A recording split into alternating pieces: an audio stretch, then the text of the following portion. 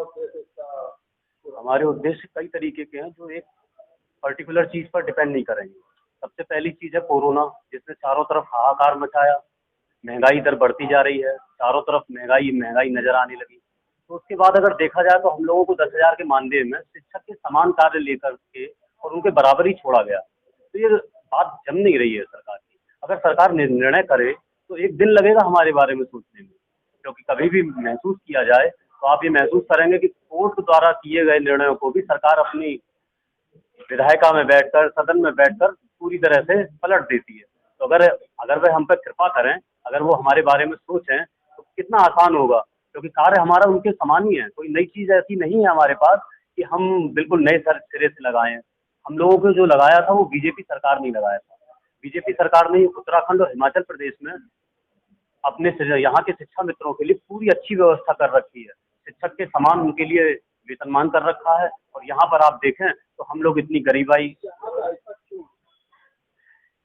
यहाँ पर ऐसा सरकार की अपनी मंशा के साथ हो सकता है, क्योंकि हम लोगों ने कई बार प्रयास किया। हमने हर बार सरकार से कहा कि हम इस कंडीशन पर खड़े हुए हैं, लेकिन बार बार वो उनका हमें नेगलेक्ट करना, ध्यान न देना, हम इस बात को समझ नहीं पाते हैं। यही रहेगी कि हम सरकार से मिलते रहेंगे, अपनी बात उठाते रहेंगे। वो कहते हैं कि योगी जी जो हमारे हैं ना, वो संत हृदय नवनीत पुनीता, कभी ना कभी तो दिल पिघलेगा, कभी ना कभी तो टेट पास जो योग्यता रखते हैं शिक्षा मित्र उनकी बात को जरूर सुनेंगे। पूरा विश्वास है हमें। मैं गुड्डू सिंह, प्रदेश अध्यक्ष शिक्षक उत्थान समिति उत्तर प्रदेश, जो कि प्रदेश भर के टीटी उत्तीर्ण शिक्षा मित्रों का संगठन है। और आज यहाँ पर जो संवाद कार्यक्रम आयोजन किया गया है, तो उसमें सरकार द्वारा चलाई जा रही महत्वाकांक्षी योजनाओं, शिक्षा संबंधी विभिन्न योजनाओं जैसे निपुण भारत या अन्य योजनाओं से हम लोग यहाँ मिलकर उससे 100% अपना योगदान देने की बात कर रहे हैं। और दूसरी बात एक ये है कि जो हम लोग हैं, हमारी लगभग संख्या 50,000 के करीब, जो कि एनसीटी की जो भी गाइडलाइंस है, टेट, बीटीसी सारी पूरी करते हुए भी आज हमें 10,000 मानदेय मिले।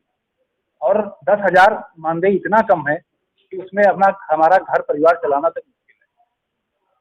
हमारे कुछ साथी इतने तक मजबूर हैं कि उनको स्कूल के बाद में मजदूरी करनी पड़ रही है, रिक्शा चलाना पड़ रहा है, यहाँ तक कि सब्जी के ठेले तक लगा रहे हैं।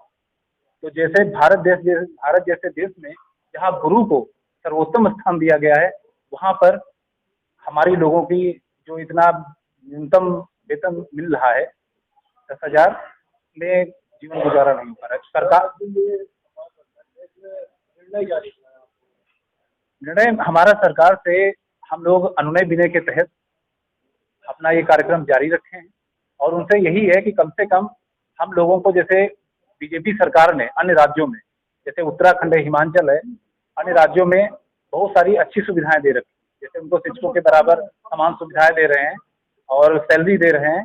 उसी अनुसार जैसे उत्तराखंड हिमाचल में जिस प्रकार से, उसी प्रकार में ये भी हम लोग ये भी आपस में सामंजस्य बिठा के और यही कर रहे हैं, सरकार से यही अनुनय विनय कर रहे हैं कि उन जैसी सुविधा हम लोगों को दी जाए।